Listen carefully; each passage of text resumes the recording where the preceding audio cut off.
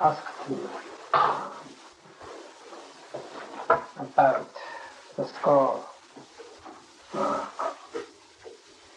right there. That is Bodhidharma. Bodhidharma, the first Chinese patriarch.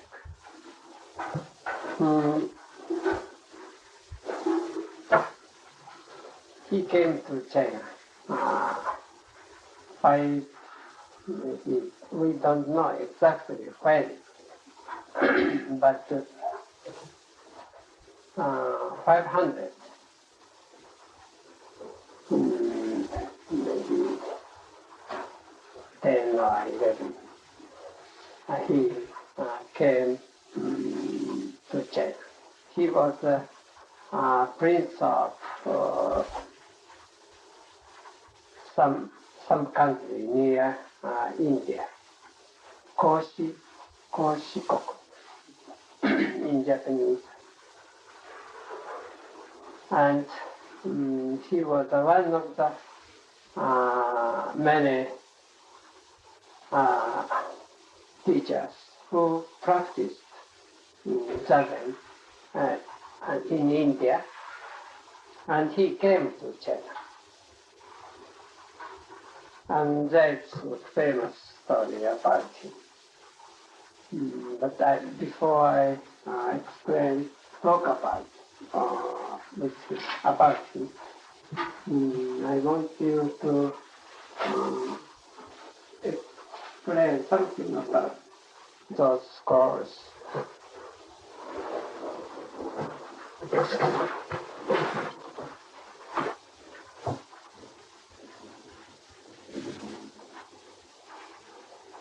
This is a scroll.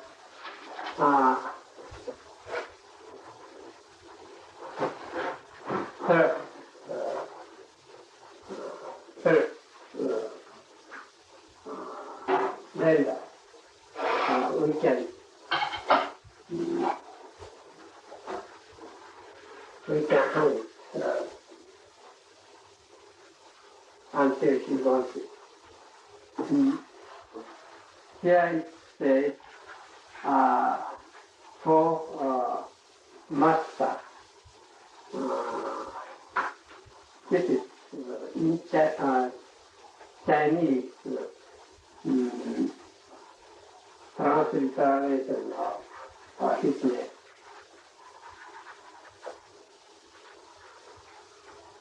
In 1967, he gave it Usei,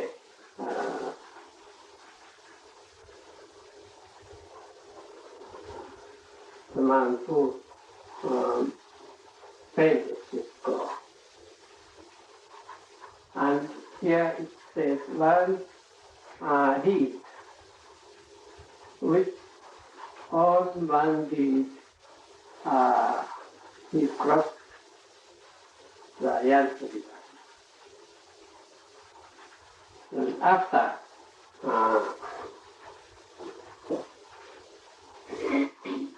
Shosan with Bute,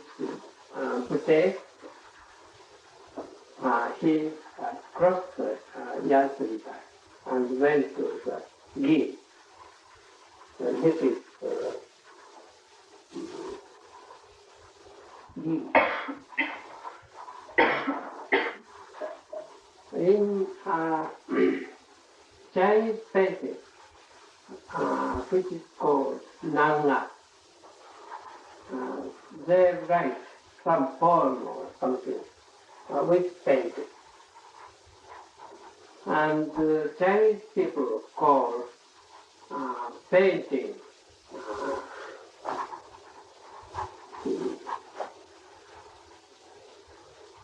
no voice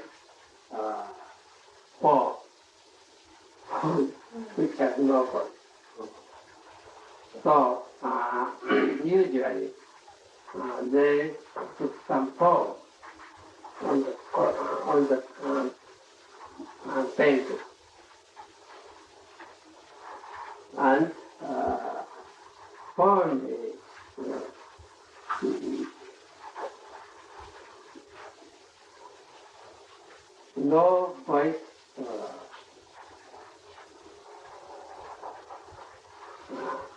no voice form. No voice form.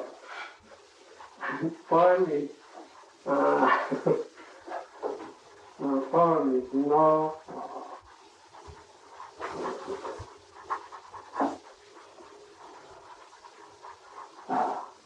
picture with voice is form. So no voice form is not so good. So they put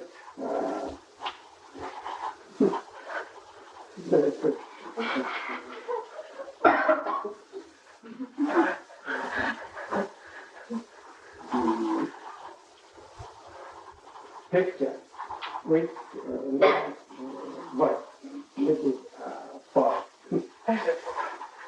So it is put together.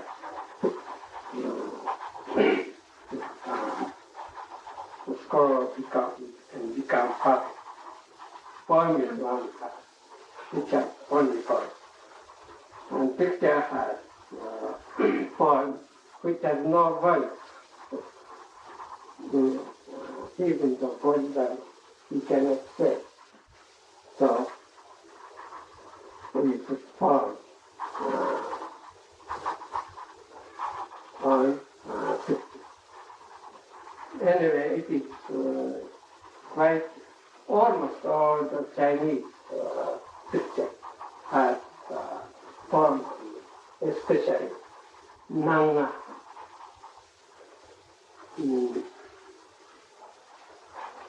Or Zen picture has almost all the time form on it. And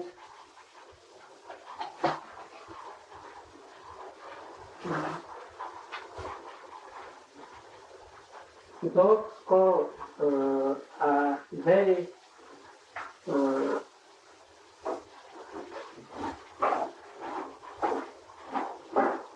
you should hang or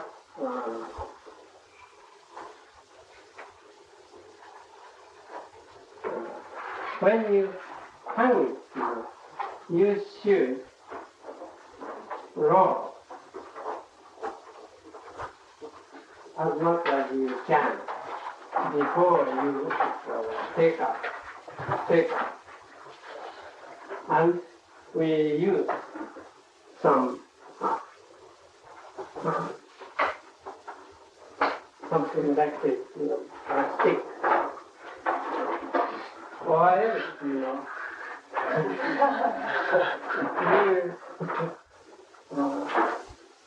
because this is not sometimes by mistake, you drop it. If you drop it, you even though you don't break it, it will be like this. It will be what we call it, break. So it will be broken. So as much as you can, you roll it first and take off. And when you hang it, you should not hang it like this.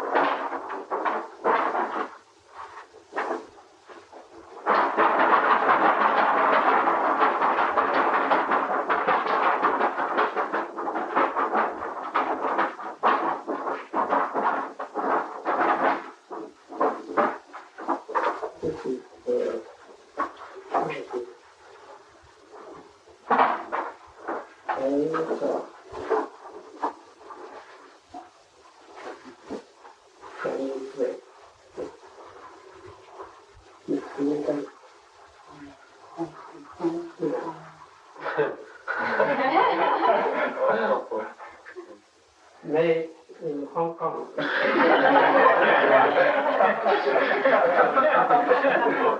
Very good. This is not so good. It's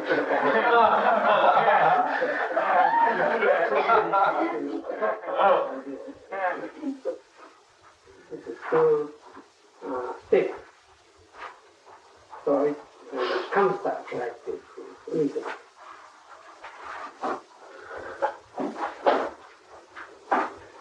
And when you hang it,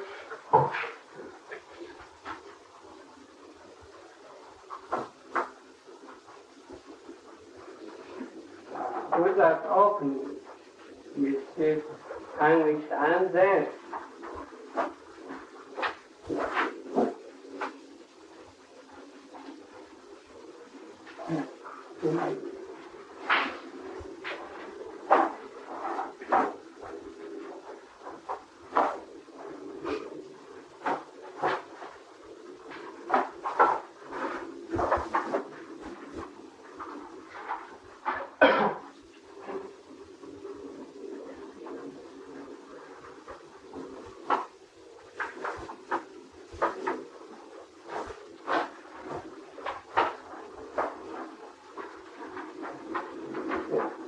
this is how to hang it.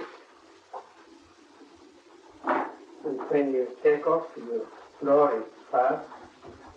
And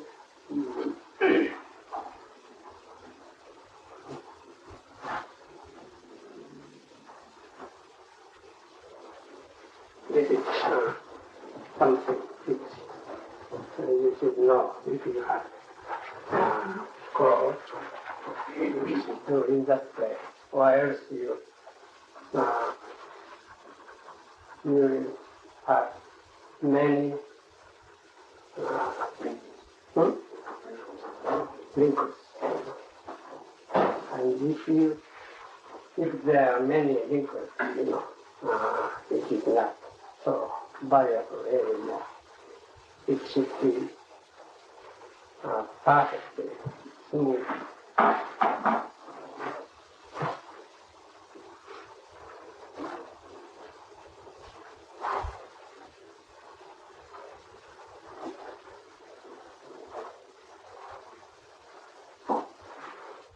So, whether scroll is good or bad, we can tell.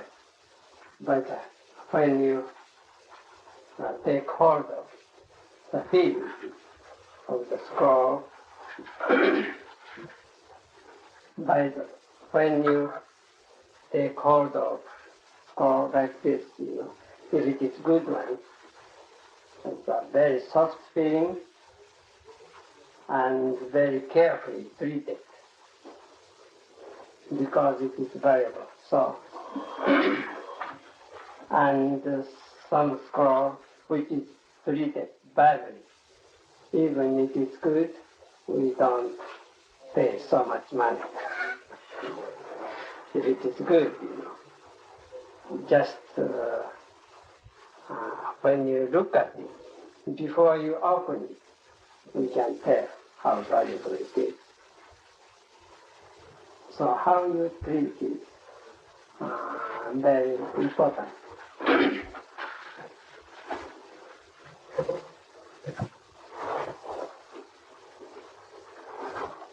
The first, by look at it, and second, you take it and do like this. This is good. You may feel it. And open it little by little. Very good. And if it is good, we roll it again and hang it.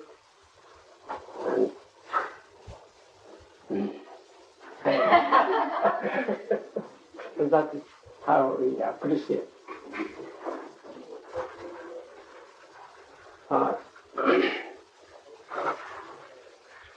That is how we appreciate scrolls.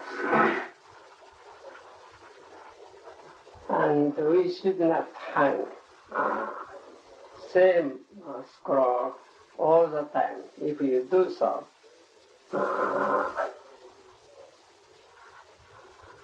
the color will fade, or it will become dusty.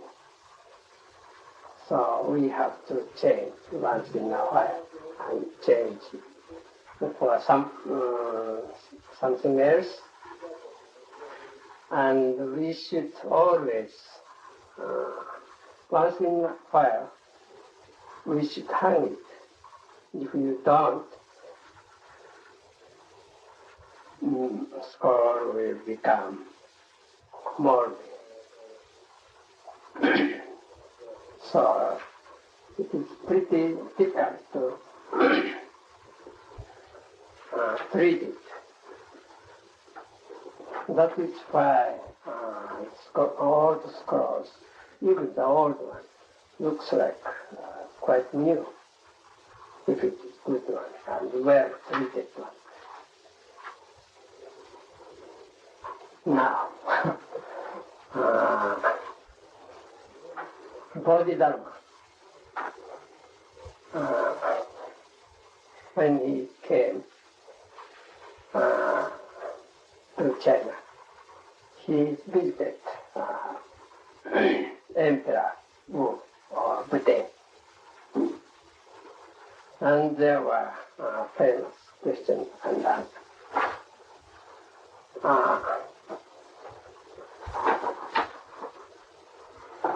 But he asked him, this is the first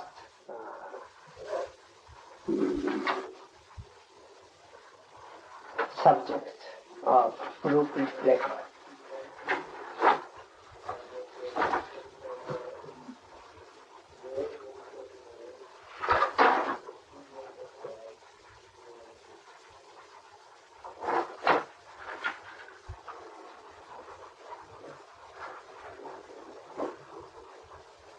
Attention, the Emperor Wu of Liang asked the great teacher Bodhidharma what is the first meaning of holy reality. What is the first principle? Bodhidharma said, emptiness. No sacredness, no holiness. The emperor said, confronting me, who is it? Who is here? Aren't you a teacher or a holy person? He said.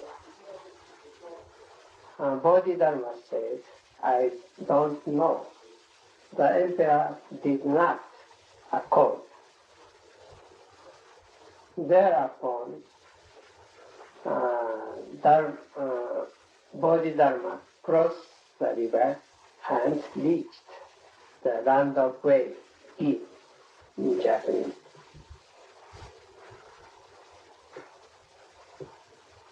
And there were more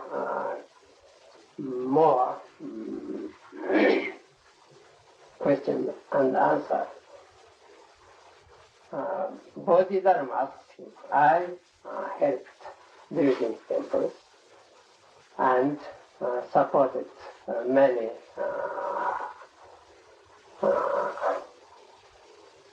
patronized many teachers.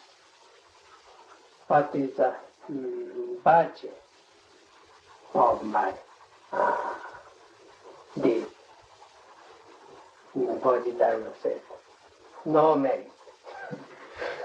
So that was his answer. So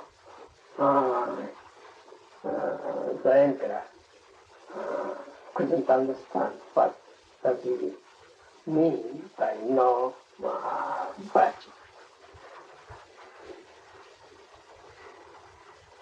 In this way, Bodhidharma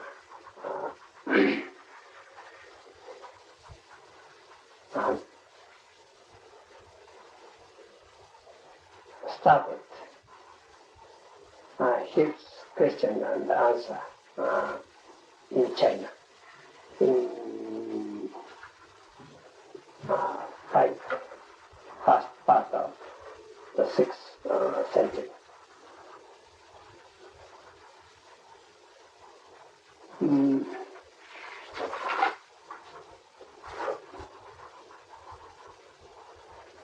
The Buddhism was introduced into China.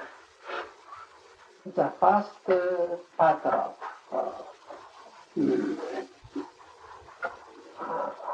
first century.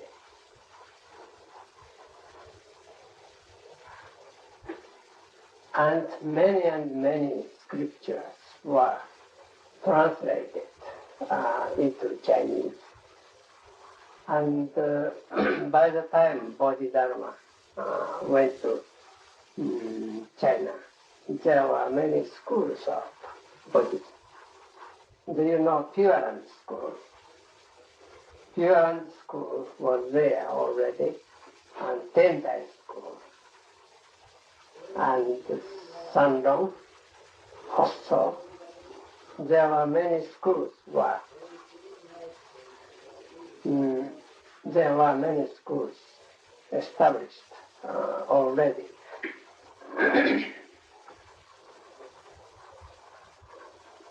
So Bodhidharma did not introduce any scriptures, but he said to have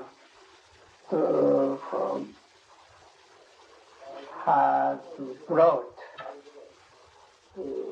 Lankavatars.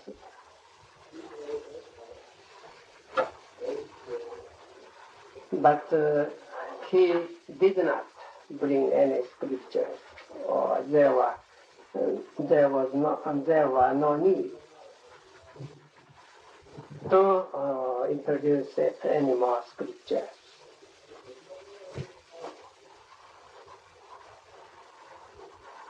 And he came to China just to practice Zazen, or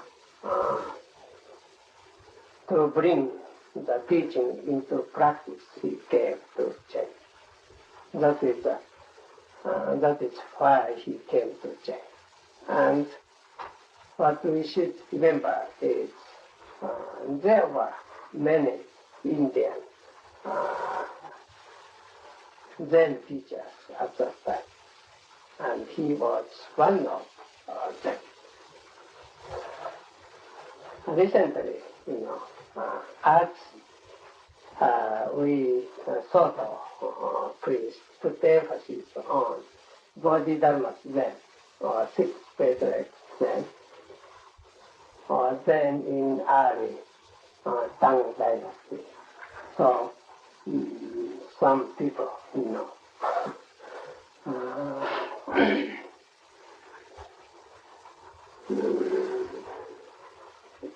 say Bodhidharma. We don't know when he comes. Maybe he is some legendary, or what is told about him is almost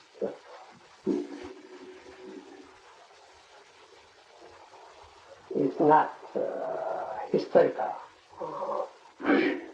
There's no historical evidence, and he may be some legendary person. But even though we don't know exactly when he came and when he died, but there were actually many teachings which was left by him. And those teachings described in various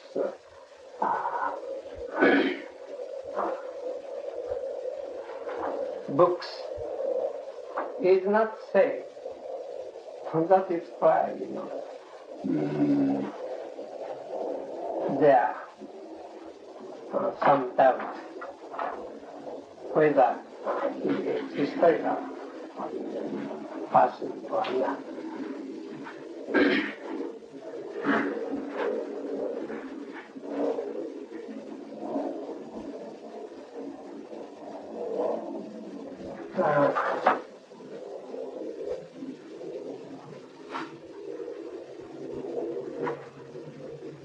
But many scriptures, in many scriptures, there were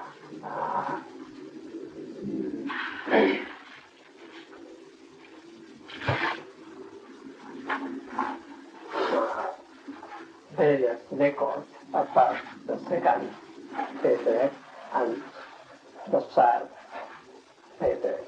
Second and, we have second. But third patriarch, we haven't, not much record. And fourth, fifth we have. And that he is called the sixth patriarch means there was a first patriarch. And first patriarch was Bodhidharma. Whatever the person he may be, if he is one of the many teachers who were in India and practicing that is enough. And moreover, there are many teachings which was left by him.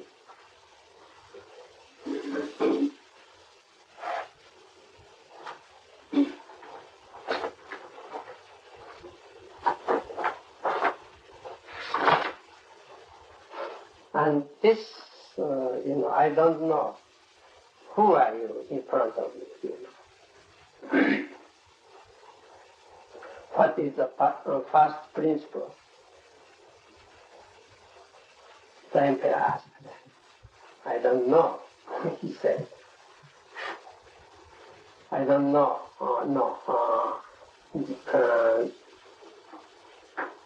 There's no holy person or no sacred teaching. That was his answer. Then, until the teacher from India, the emperor asked, Bodhidharma said, I don't know. This I don't know is not usual, I don't know. Last night I talked about, can you hear me? Talked about rhinoceros fun. If you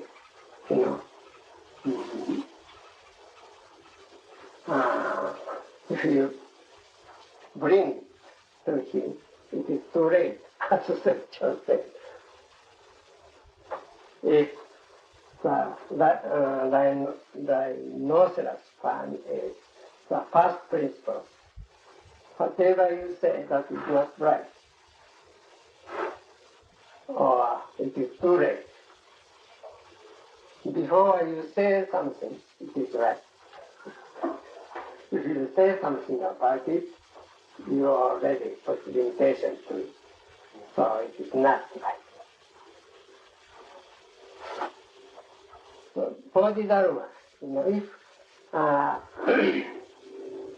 the emperor thinks he is the holy one, that is not true. Especially when the emperor asked him what is the first principle. First principle is not something holy or not holy. Whatever you say about it, it is not right. So he said, I don't know. No, not matter of holy or not holy. And who are you? He said. If I am Bodhidharma, that is not perfect. So he said, I don't know.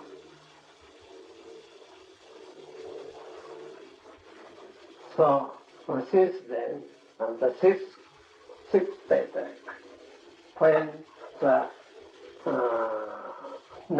when Nanga called him for the first time, where are you from? He said, that is already a question about the first principle. Where are you? Who are you? I don't know his right, whether he is. He may have some name, but that is just name, and not he himself.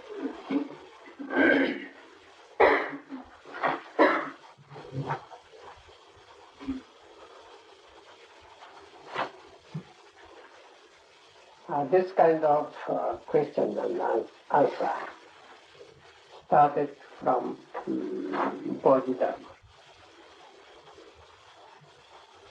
And intellectually, this point was discussed by many teachers even before Bodhidharma came to China. According to the Shandong school, they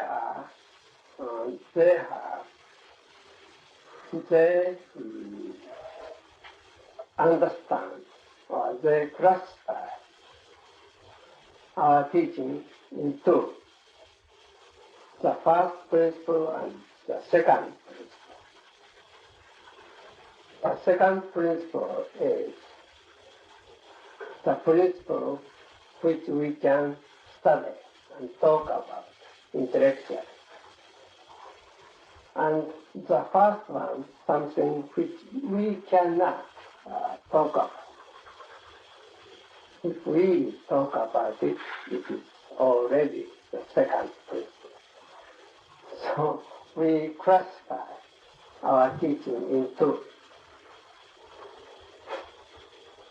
And all the teaching which is written on the paper is the second principle.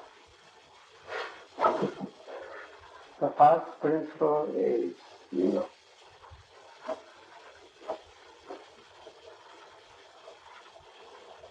the principle which you cannot talk about, and which we transmit to master, from master to master, from paper to paper. But the teaching which we transmit is not written,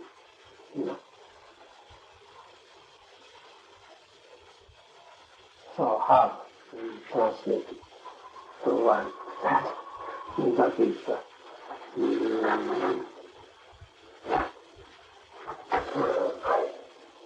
point we should study.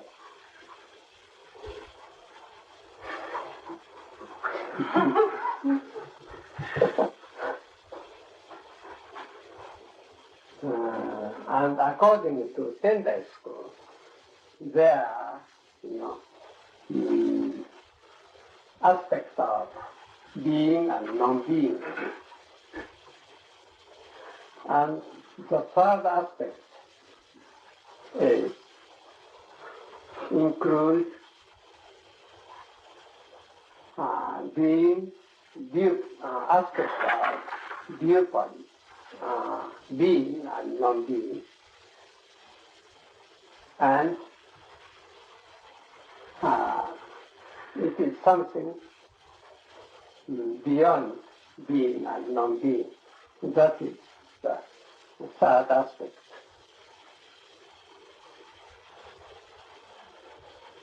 So, And according to Tendai school, even though you, when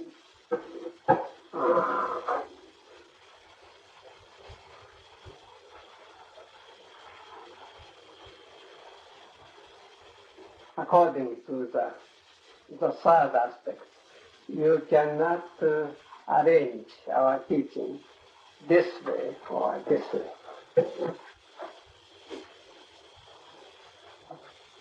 To arrange teaching this way or this way, or time span or a space span is a teaching which is in the third dimension. But the teaching, the absolute teaching, which we transmit one master to the other age. Not this kind of teaching.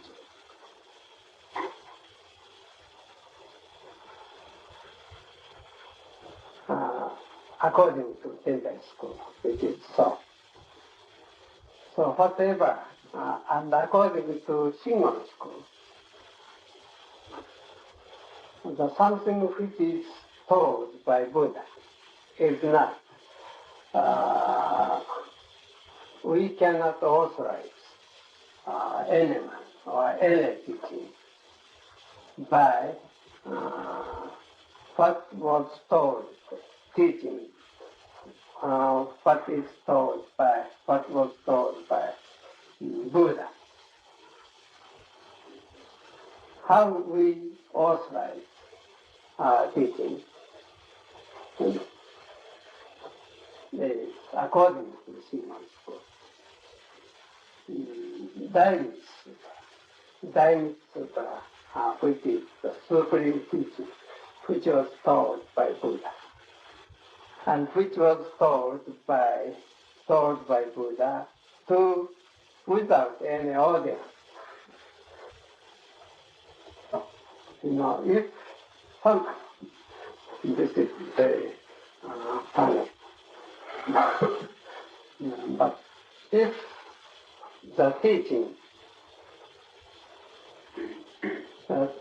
which was told by some special person according to his character or to his ability,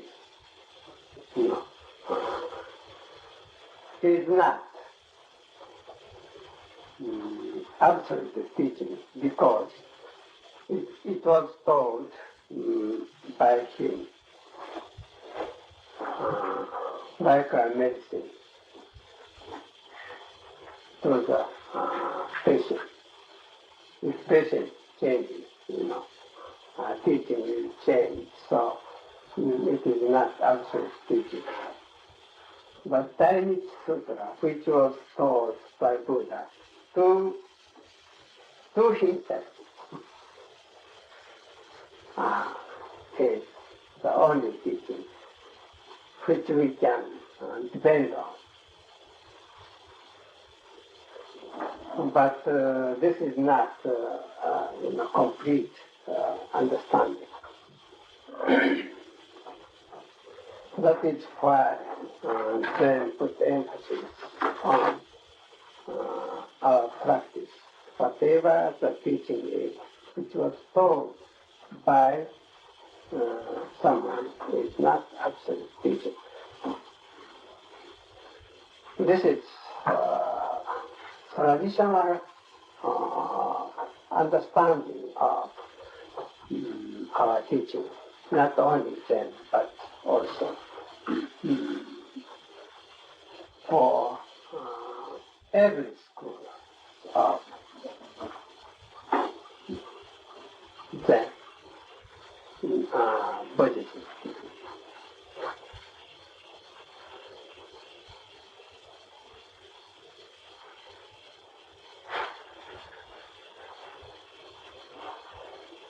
Even according to the Shin school,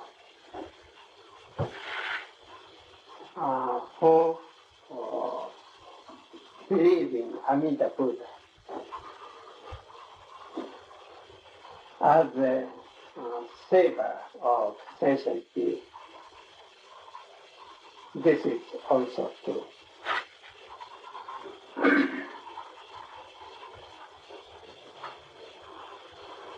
The Amida Buddha, when we say Amida Buddha includes everyone of us. The mouth we repeat Amida Buddha's name is also Amida Buddha's mouth, not our mouth. When we believe in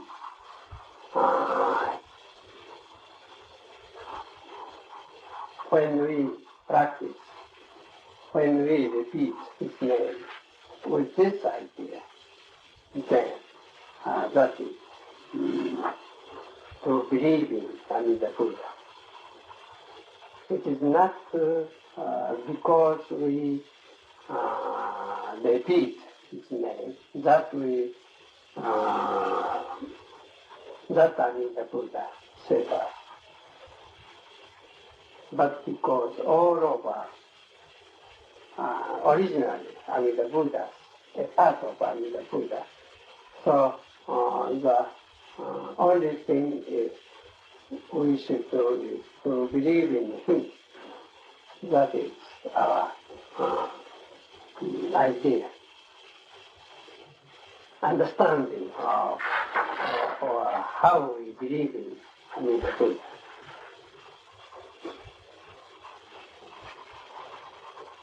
Even though for people, we describe Amida Buddha's words in mystic way, in beautiful way, fantastic way. It is just,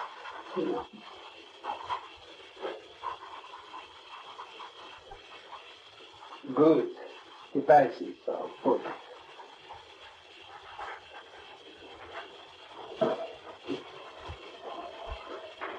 In this way,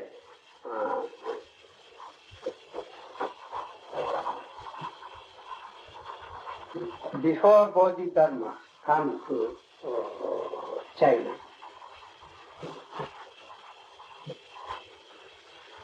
people were already prepared for accepting Zen Buddhism. And after 500 years since Buddhism came to China,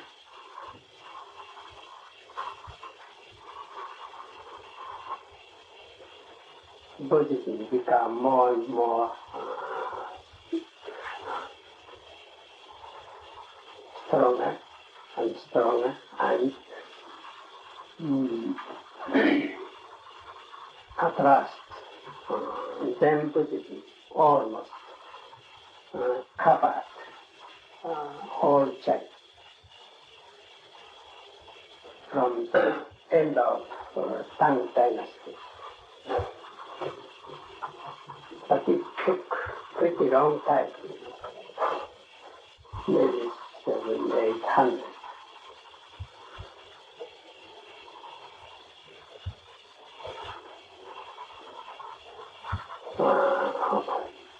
Years of time.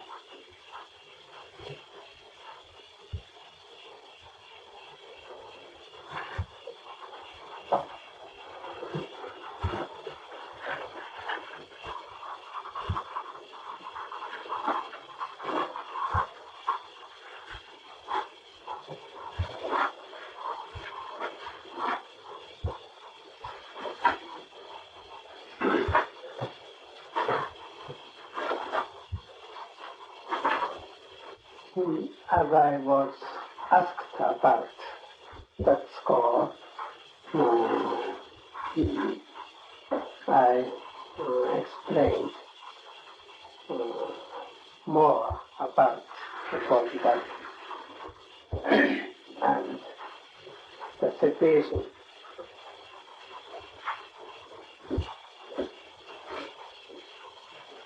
In what situation Bodhidharma started his teaching.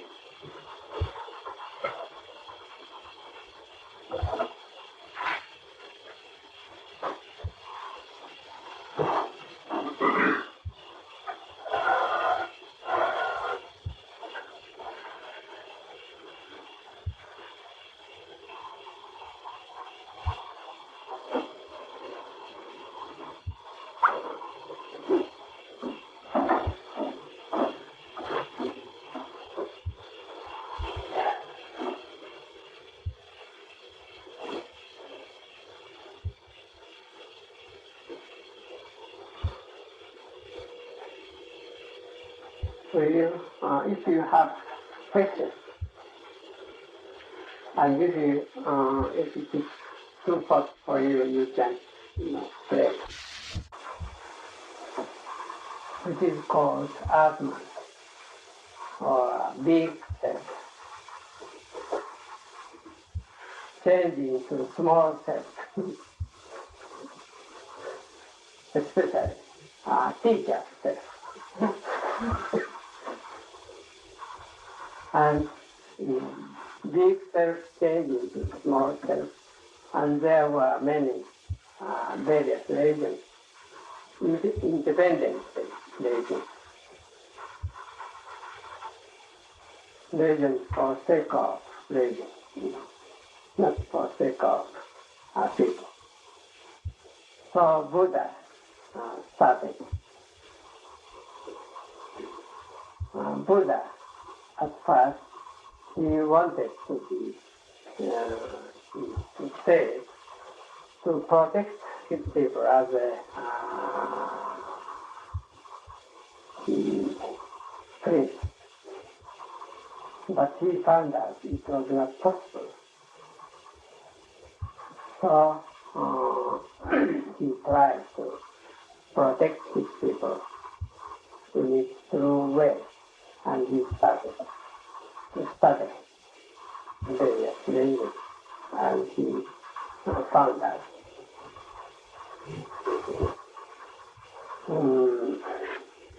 all the religion at that time was not so good. And he started his own religion for people, to help people. That is, I think, Buddhism.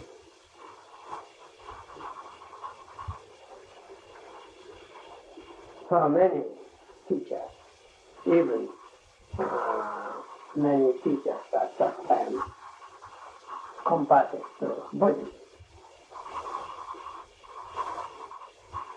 So maybe he put an end to all religions. But we have seen Buddha gave us poison. Buddha started some poisonous religion again. But that is not his fault. His followers' fault.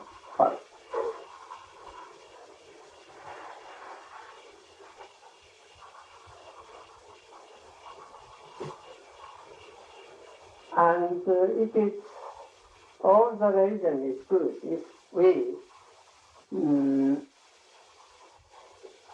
study it with sincerity for the people, and through. It is good. And we need various religions because there are many different types of people. So each one of us needs his own religion. So strictly speaking, religion is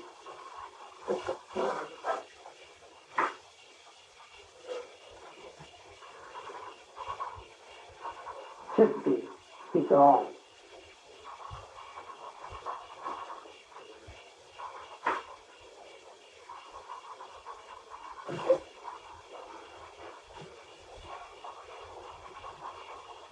when we have our own teaching,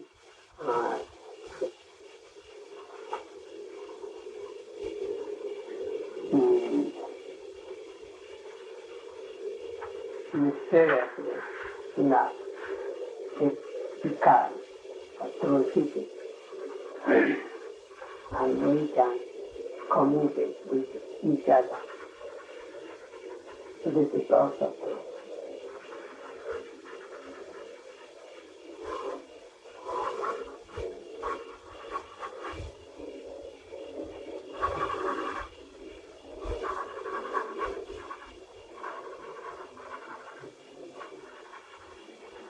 Some other questions?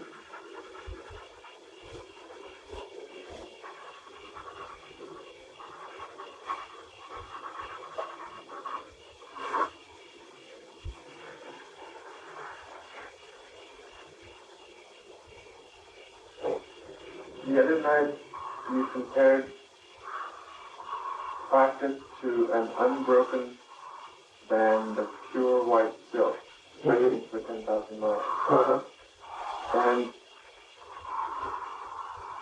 And I don't understand if that's something which we attain as our practice becomes purer and stronger, so that we can say, as our practice was beginning, it was not like that, but as it became a better practice, then we experience our practice in that way. Or rather, that once we understood pure practice, we would see that all of our practice had been of that type. Do you understand my question? Yeah.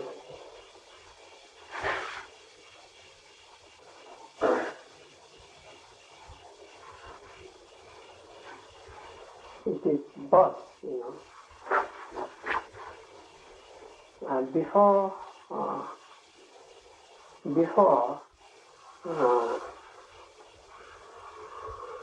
you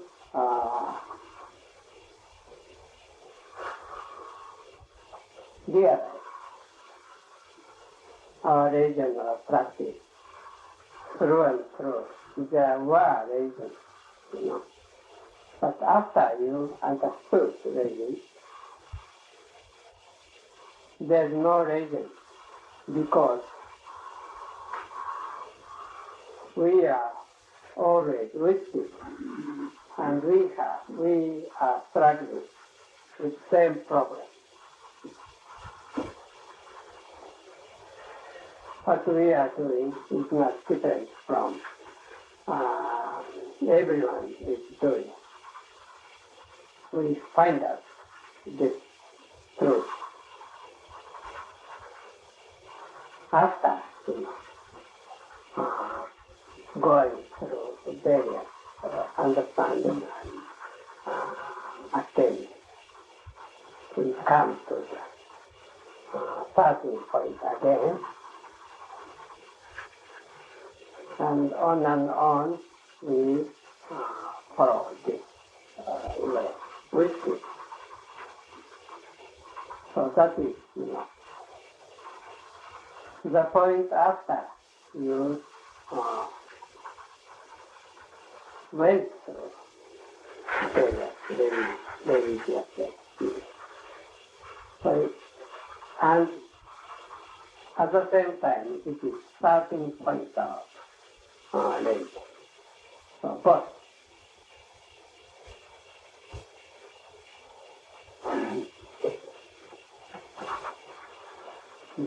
It doesn't make much sense.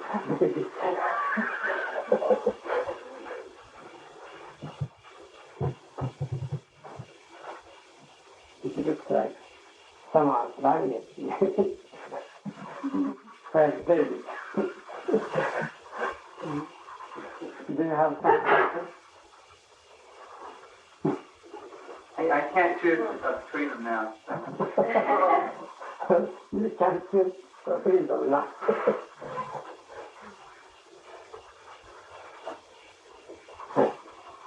Would you explain to us again What do you mean by the beginner's mind? Beginner's mind? Beginner's mind is, when you start, just start your study. You have no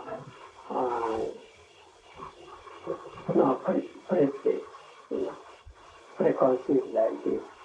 You don't know anything about Buddhism. And you open your whole mind to the Buddhism.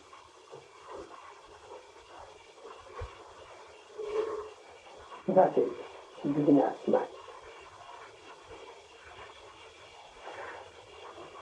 After you went through, but if you study well, you feel as if you understood Buddhism, and as if you attained something special.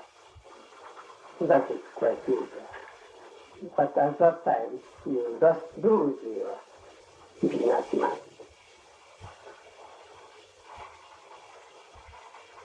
So if you feel,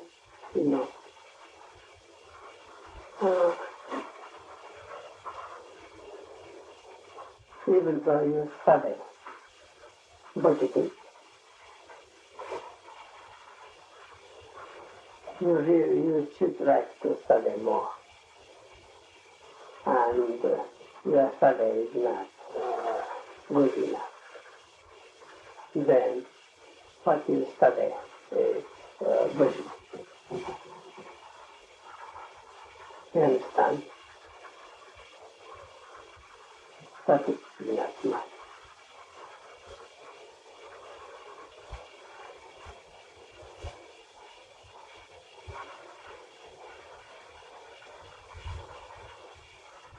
And that beginner's mind is also weak mind.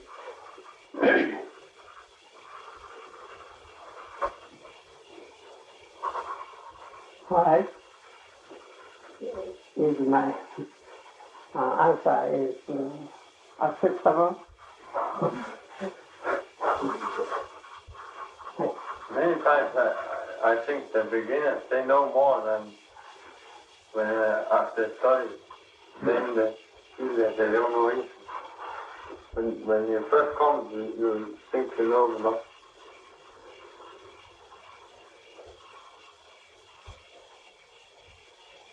Yeah. But what we are studying, like this in our lectures is, to have some outline of, Buddhism, intellectual.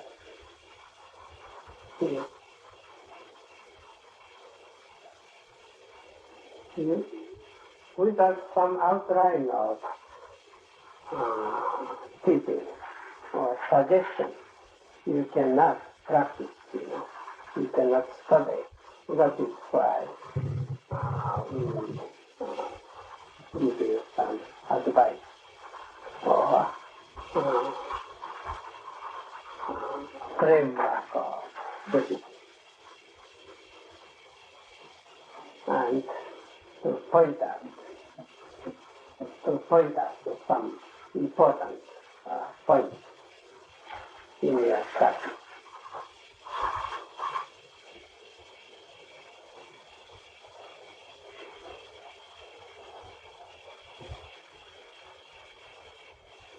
Okay. We recognize that the part of the first principle and the second principle. Mm-hmm. What is the difference? The first principle. Second principle is, ordinary, common sense.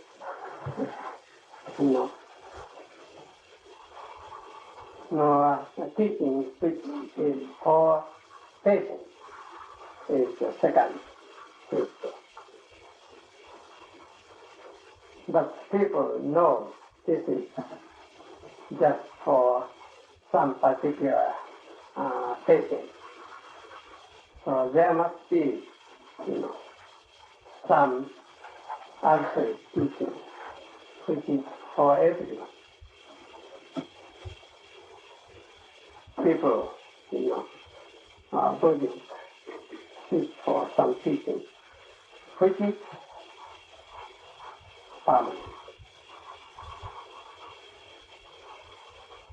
And what is that permanent teaching? That was a problem for them. And we reach the conclusion that whatever it is, what is told by someone is not the first principle. Then what is the first principle? The first principle is something which you cannot understand, which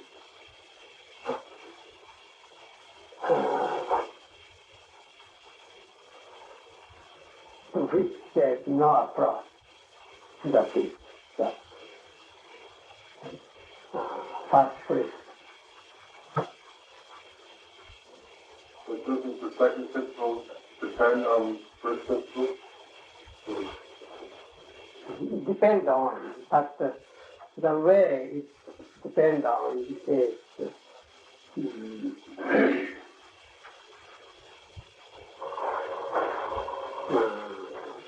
different.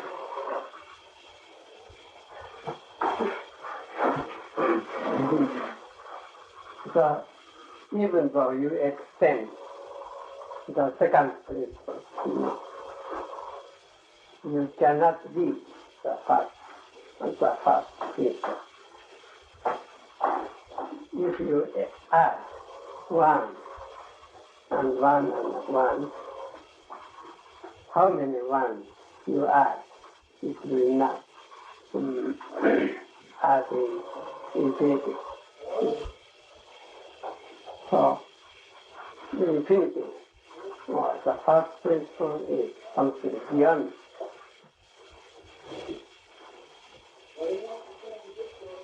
the second principle.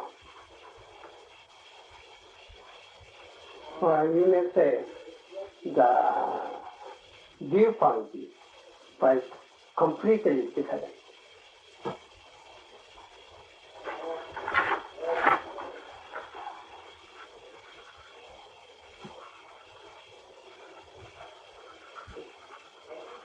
If you divide one into many,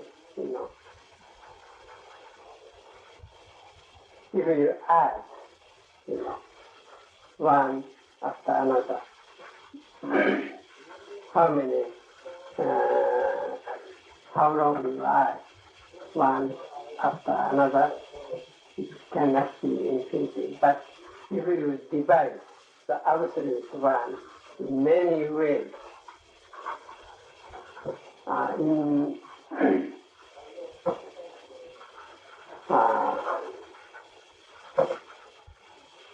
as much as possible.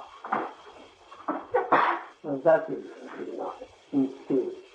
In this way, when we understand in this way,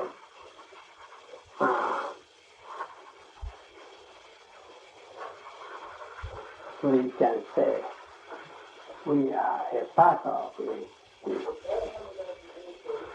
but we are not. Our understanding is not based on one or two.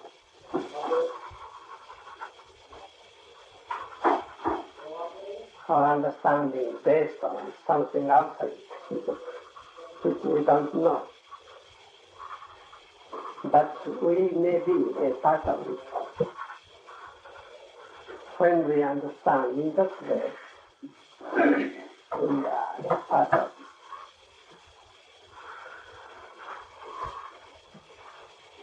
So, it is a kind of belief, you may say, but it is more than belief.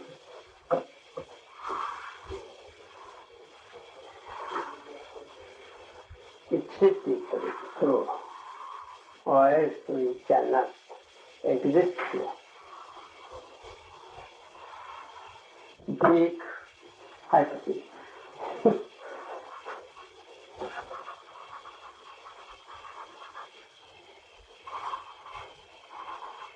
Yes.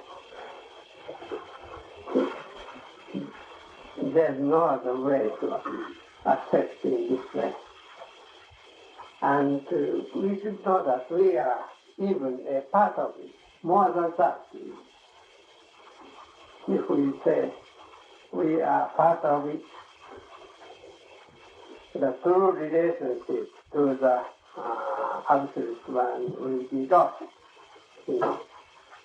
If we are a part of it, but then what is the relationship to the Absolute One?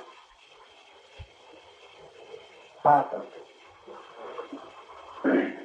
And if we are, every one of us is unfolding of the one infinite, absolute deity, then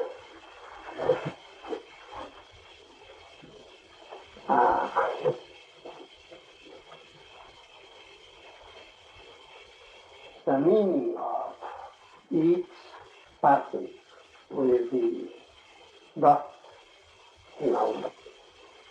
We are just unfolding of one infinite being.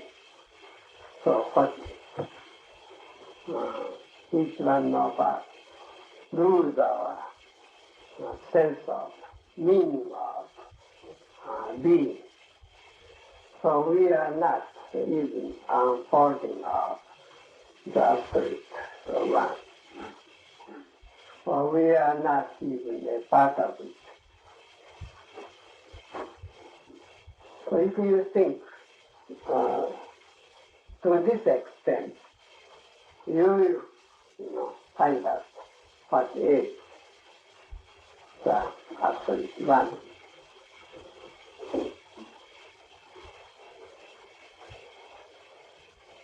Okay?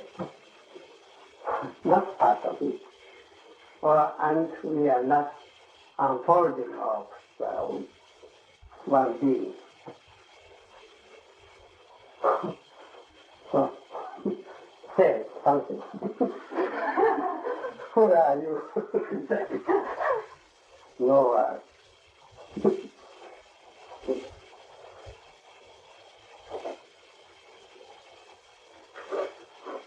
Are your hand a part of you?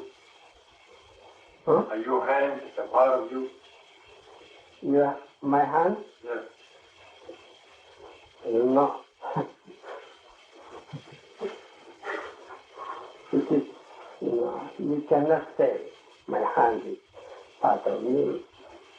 Part of me is, to add hand and body. Even though you add my hand and body, this is not my hand.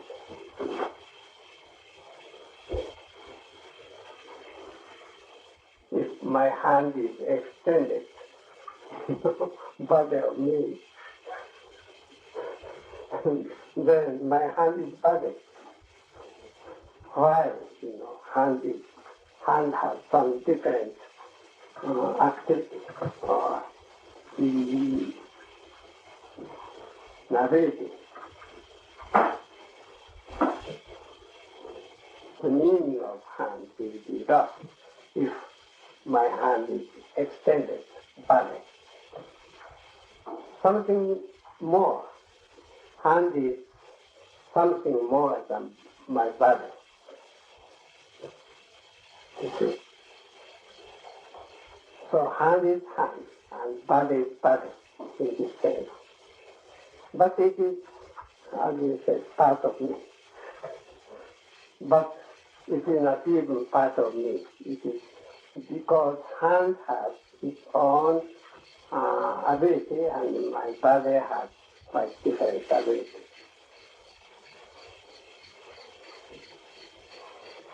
So what? I don't know.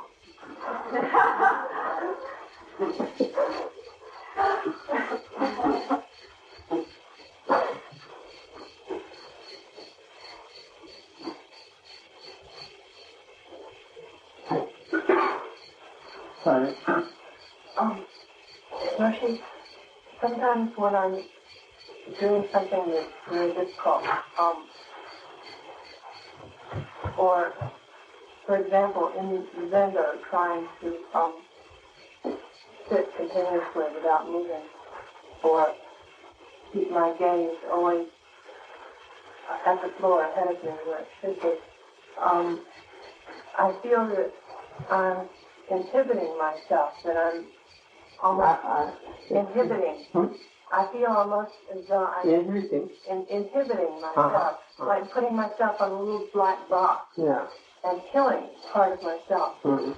And also, I feel that when I do this, and it's very, very difficult to do it, that I'm, because it's so difficult, only doing it for some end. That when I do something very difficult, I always have to do it for an end, for a goal. That's the wrong kind of activity. First, would you comment on the feeling that you're killing something by conforming to a very narrow, physically narrow set, and also the feeling that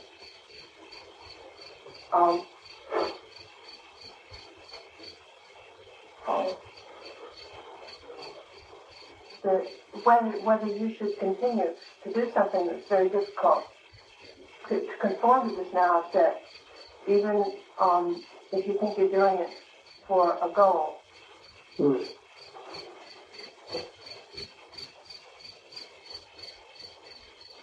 Yes,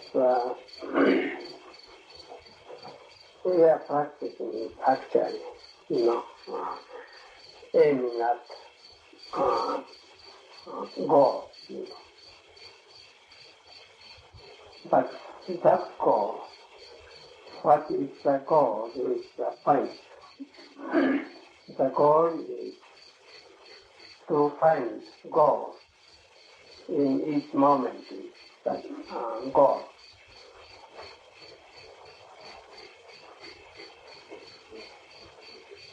And that is enlightenment. And how it happens to you is there may be two ways. By all of a sudden attaining enlightenment, or by long practice, when you become more and more aware of what you are doing in its true sense, and when you become sympathetic with people's misunderstanding of practice, and when you found out how you help them,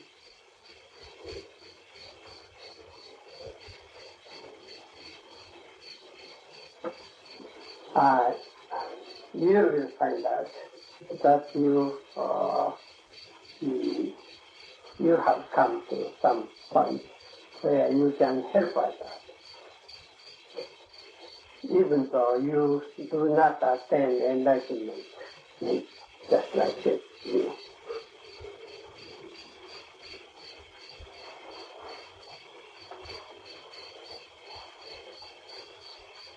So first of all, if even though you listen to our lecture, I am talking about just Buddhism. I don't want to talk about politics, other religions, because I don't know so much about politics. But I know in what way they create problems. For instance, I say whatever you say or whatever you do or whatever you think, that is not absolutely right. And true teaching is not here.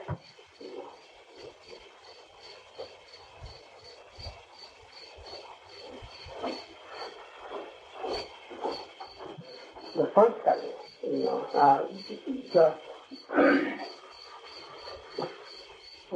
the best person is to organize our way of life as much as fair and fair for each one of us.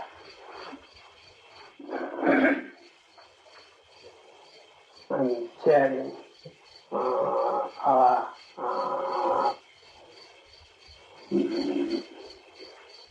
profit, in some way. That may be the first thing we should do. How much tax, they should put. How we divide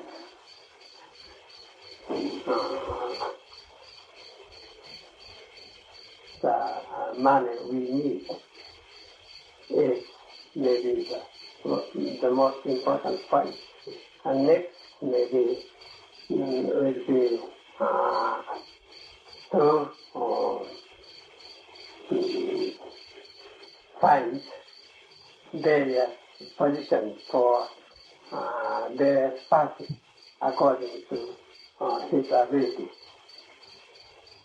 That will be the next thing which they should do. But it is not possible to divide profit even. And some people may try to divide all the income even. And some people are trying to reserve their advantage as much as possible.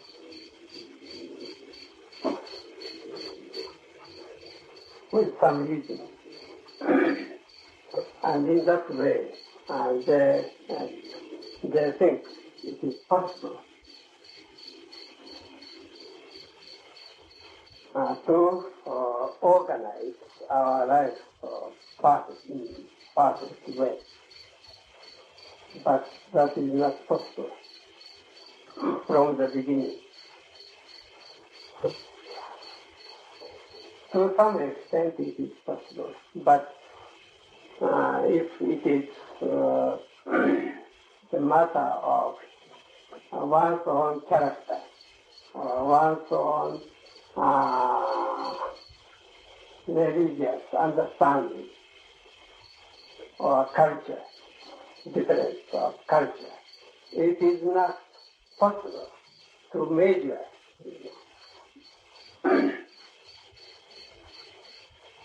and to treat people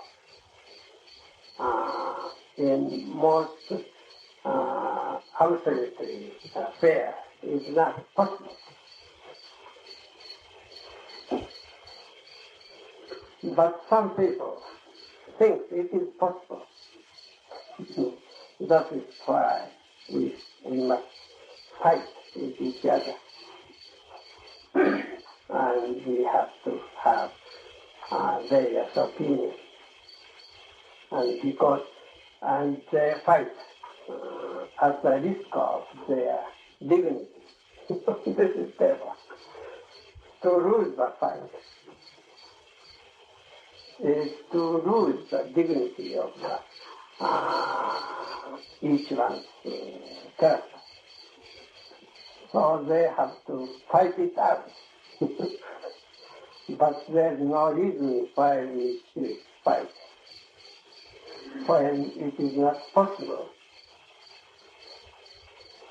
to establish some absolutely right way of organization. In this way we are fighting. But from our viewpoint, it is absolutely wrong, understanding of fair or truth. Truth is not here.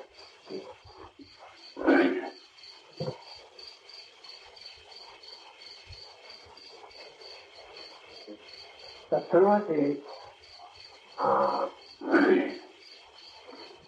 something which we cannot bring it perfectly into our everyday life. Truth is something to which we have to strive for. So without striving for it enough to believe in some truth which is not true or fake truth, and to force some principle to others, big mistake. From the beginning, it is too much to expect. For us, it is too much to expect for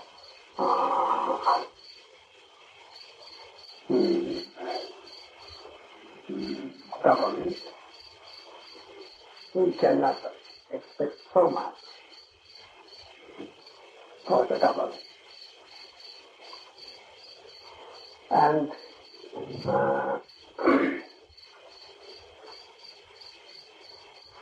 they should know their limits, and they should be more humble, and they should think more. Then we'll have a very good life, we think. This is the only way to bring about perfect peace, not perfect, but comparatively peaceful life, I think.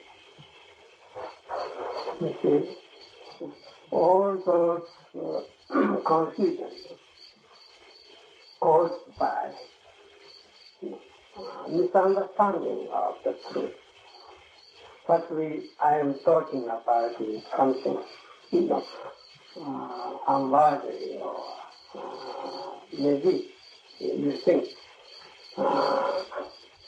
because you compare religion to politics or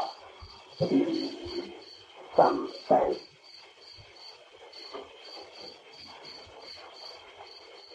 scientific study,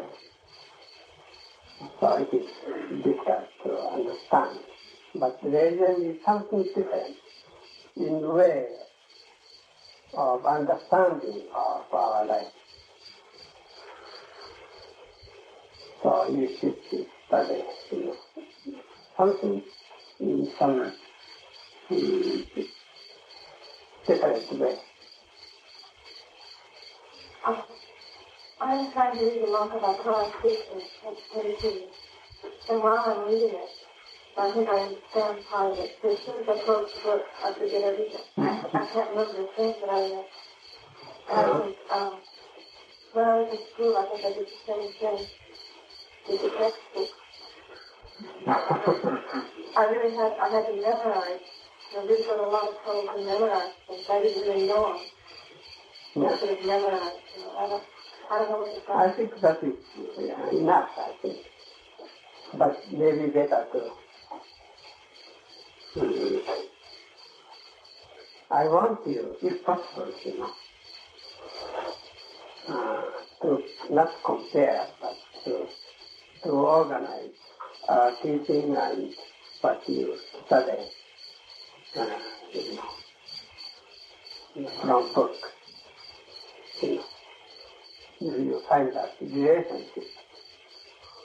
The purpose of my lecture is mostly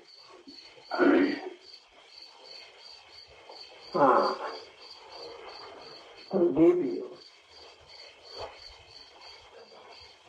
some way to understand the various scriptures and various thoughts in appropriate way without being attached to it, without wasting time. You know, remember something?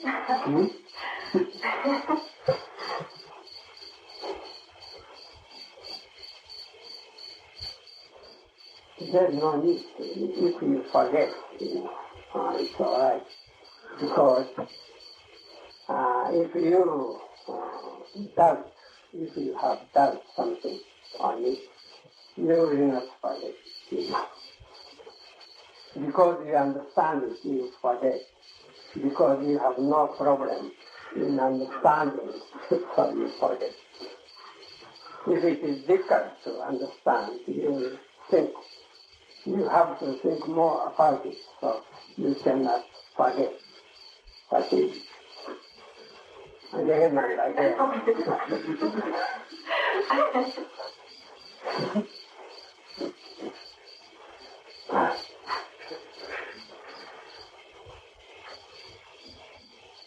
So in other words, to have doubted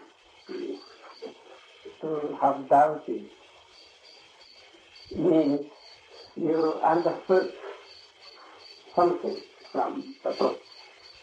And if you have no doubt about it, I don't know what to say, it's good or bad.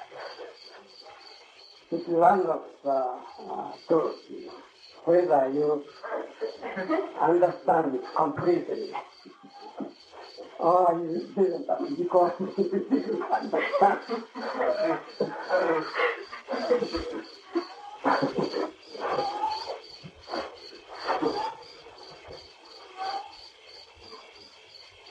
For us, especially in studying period, I think it's better to read some difficult book until you become sleepy.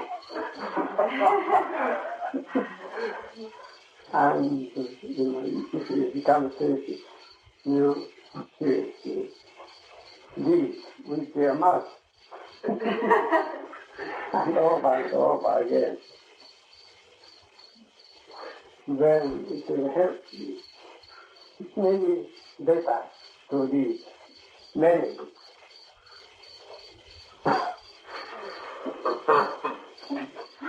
Read something very difficult to understand. And over and over.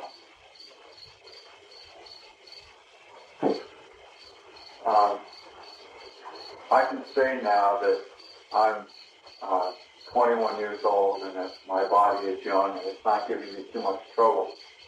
But when I get to be 65, it may be giving me a lot of trouble. And science would say the reason that this is happening is because my body is getting older. And what I would like to know is, for a person who's gone beyond time, how would this person interpret the change that's occurring in this body?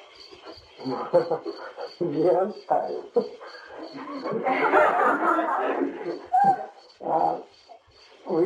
Beyond time doesn't mean to be some quite different party, stage or celestial being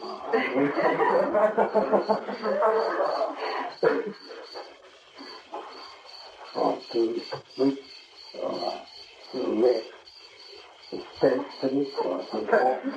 Maybe without time would be better than saying beyond time. Beyond time is the meaning to live in each moment beyond time. To enjoy or to appreciate your life day by day, how to is beyond the idea of time. Actually, there is no time. Time is something which is happening day after day. It's time. There's no measurement of time.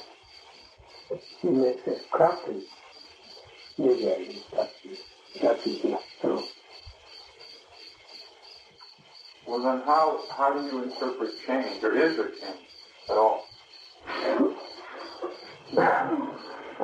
Didn't I explain about time? I thought I did. Time is something continuously same. And time is something, idea of time is some continuous idea of continuity. And at the same time, idea of discontinuity.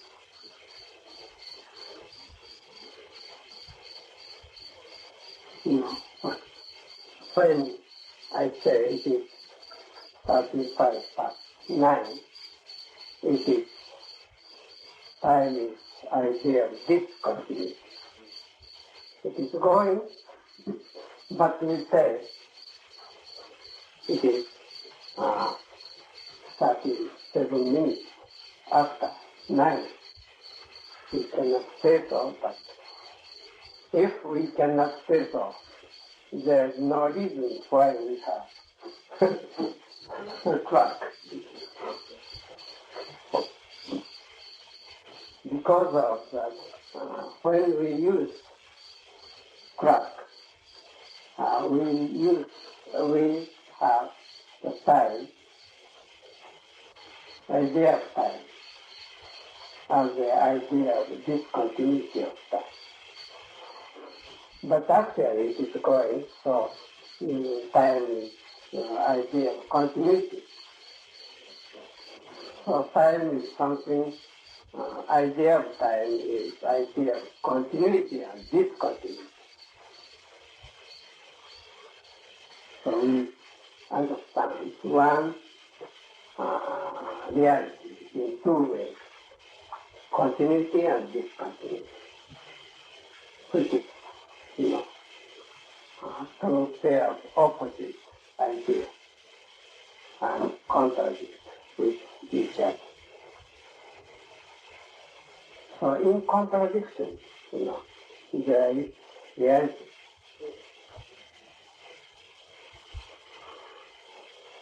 So to enjoy that means to have your person feature as your own. But each time you have your person feature, maybe first in this moment will be the same, but we are independent.